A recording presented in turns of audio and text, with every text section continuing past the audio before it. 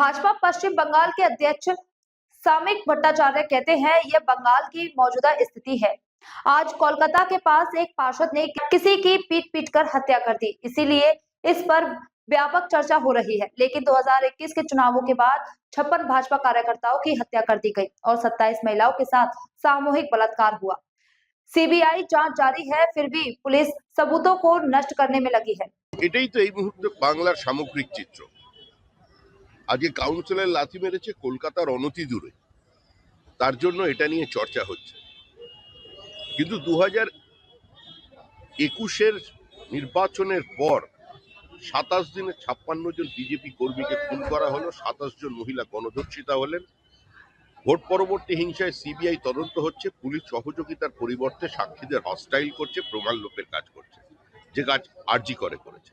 বকটুইতে সংখ্যালঘু মহিলা শিশুদের জীবন্ত পুড়িয়ে মারা হলো, অনতি দূরে দাঁড়িয়ে পুলিশ আনন্দ করছে, কোনো জায়গায় হয়তো চা চক্রে বা অন্য কোনো চক্রে ব্যস্ত ছিল। সর্বত্রই তো এই জিনিস চলছে।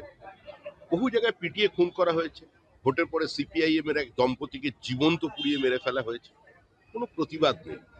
এরপরেও যদি এই সরকারটা এখানে থাকে তাহলে তার দায় কে নেবে?